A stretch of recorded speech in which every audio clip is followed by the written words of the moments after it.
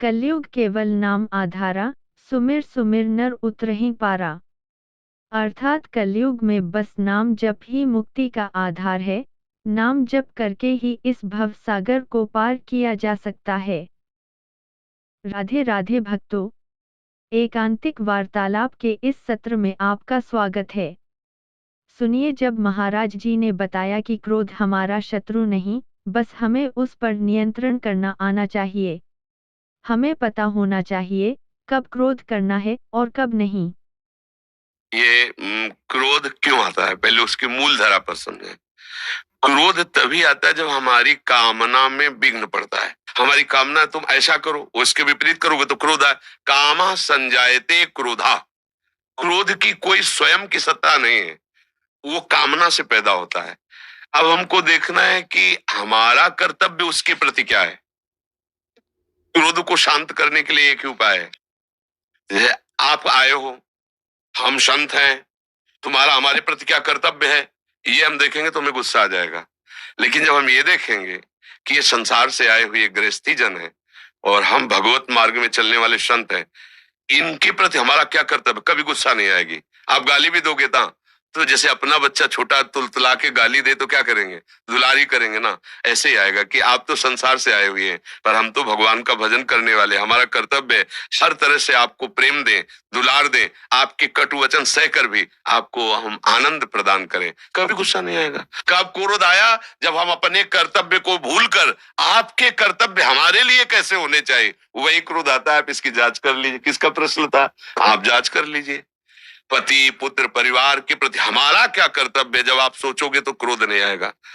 उनसे हम चाहते हैं, कामना करते हैं, और वो जब वो नहीं करते तब हमें गुस्सा आता है। और अगर हम नाम जप करें तो ये बात खत्म हो जाएगी, हमारी बुद्धि शीतल होने लगेगी, गंभीर होने लगेगी।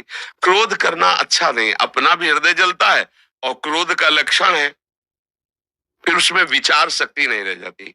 सबसे पहला काम क्रोध क्या करता है, स्मृति का नाश करता है। कामा संजायते क्रोधा, क्रोधा स्मृति विभ्रमा, और स्मृति भ्रंशा बुद्धिनाशो, बुद्धिनाशात प्रणश्यते।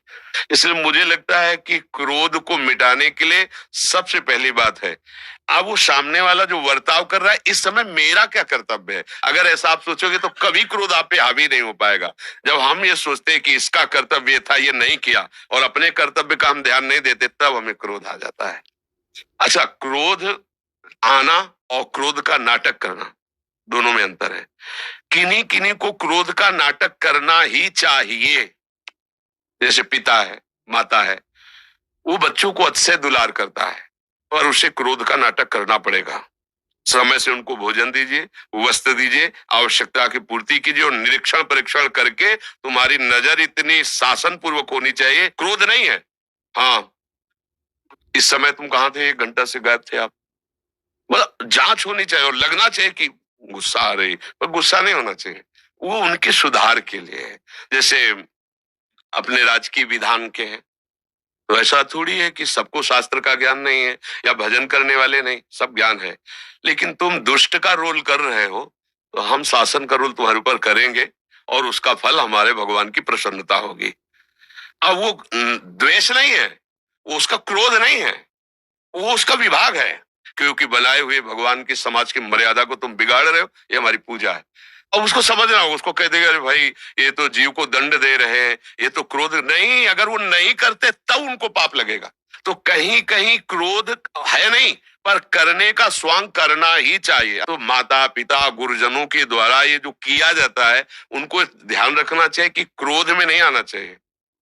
क्रोध को दबा करके क्रोध का स्वांग करोगे तो बढ़िया बात बन जाएगी, और वो स्वांग आपका प्रभावशाली होगा। और जब आप क्रोध में होंगे तो इसका प्रभाव होगा कि उसके अंदर आपके जो क्रोध वृत्ति है, वो जाएगी, वो आपका विरोधी भाव पैदा हो जाएगा, चाहे आपका बेटा ही क्यों ना हो।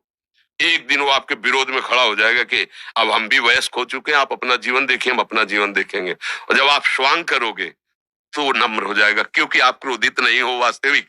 वो एक दिन विचार करेगा कि अगर पिताजी ने डांटा ना होता तो मैं गलत संग में फंस जाता, बड़ी कृपा, मतलब वो लौटेगा, उसकी वृत्ति बदलेगी, क्योंकि सत्य में थे आप। और अगर क्रोधी हो गए तो एक दिन देख लेना, तुम्हारा बेटा ही तुम्हारी खिलाफत में खड़ा हो जाएगा, क्योंकि क्रोध का कार्य प्रणश्यंत, वो नाश करेगा, वो नाश करेगा। इसलिए मुझे लगता है क्रोध से न अपना हित है, न समाज का हित है, न किसी का हित है। क्रोध नहीं करना चाहिए, उसके लिए अपने कर्तव्य को देखना चाहिए, और अगर गुस्सा आ जाए तो मौन हो जाना चाहिए।